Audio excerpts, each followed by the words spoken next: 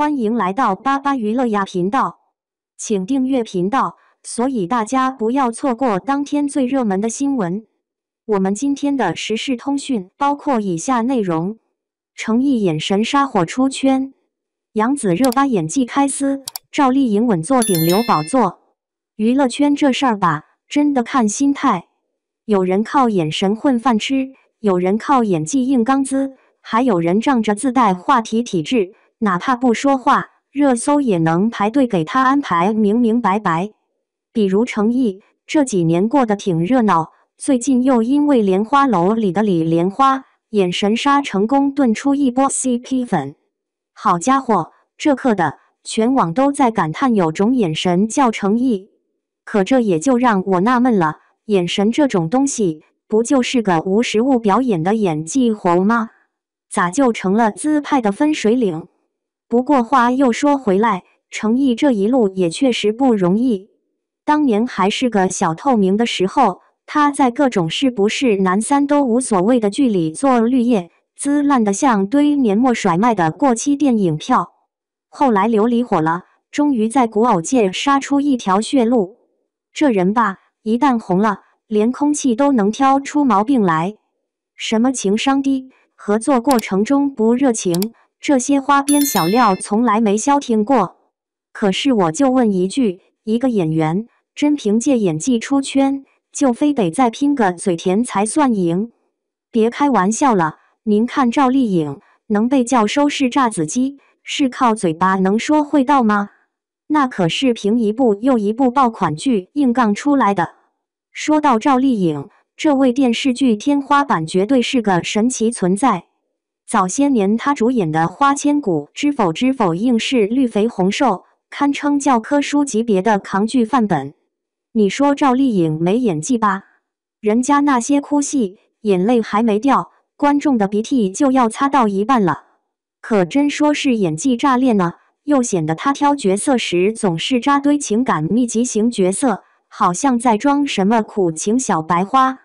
可是话说回来，谁能每次都精准踩到观众G点，靠的还不就是绝对的市场嗅觉？要不是咱赵丽颖够拼够稳，怕是连流量的尾巴都蹭不到。再说杨紫，你以为这姐妹就靠人设？大错特错。她最近主演的《长相思》上线后，一场又一场爆哭戏，把观众虐得连骂编剧的话都写不连贯了。有人问，杨紫的秘密是什么？是流量？是人气？我看未必。这姑娘不但有着小猴子的亲和力，更重要的是，她完全不在乎那些所谓仙气人设的束缚。就问一句，你见过她在戏里戴着面具扮高冷吗？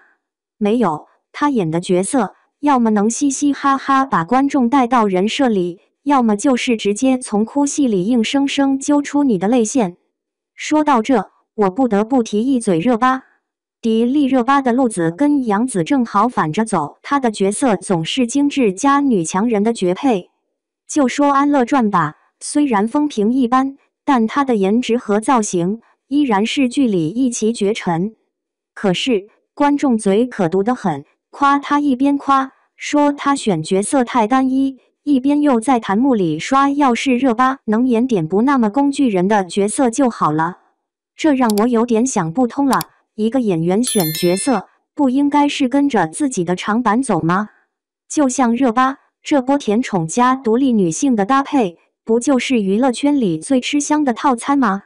对了，还有毛晓彤。最近网友又爆料说她拍戏前去修了个脸，这事儿一出来，直接炸锅。有人说还修啥呀，挺自然的。也有人酸她连甜妹都演腻了吧，还能有啥新突破？可你仔细看看，她每次出现在镜头前的状态，精致到连毛孔都能算艺术品了。修个脸算啥？人家修的是敬业态度。这不禁让我想起谭松韵，她倒是没啥大动作，却总是用低调的方式，一步一步爬到抗剧的一线阵营。演技好也就算了，挑剧本的眼光比谁都毒，作品质量比他低调的存在感还高。不过娱乐圈这事儿，哪能全看演技和颜值？有时候，明星与粉丝之间那点儿若即若离，才是打开舆论大门的关键钥匙。最近有个男艺人，又因为和粉丝发展隐秘关系的瓜，被拖上了热搜。他的粉丝经济学堪称高级，不但用恋爱圈粉，还能用若即若离的套路，把粉丝牢牢锁在自己的话题池里。问题是，这种靠暧昧吸流量的操作，真的能长久吗？娱乐圈的水深着呢，你说这是不是特讽刺？一个光鲜亮丽的舞台，背后却藏着一场场利益游戏。明星们表面上一个个都光鲜亮丽，其实心底里谁没点苦衷？有人为了好姿笑着踩通告，有人因为被黑一整年都找不到戏拍。咱观众呢，也别老扮演显微镜，总想着在别人的芝麻里找黑点。要知道，这些娱乐圈的家长里短，某种程度上也不过是咱普通人生活的放大版。所以啊，下次再看热搜的时候，别只盯着明星那点表面故事了。你没发现吗？他们的每个小举动，其实都在拼命给自己加戏。有些人是站在顶流光环里硬挨骂，有些人是蹲在暗地里悄悄拉票，还有些人早已悄悄选择了出局。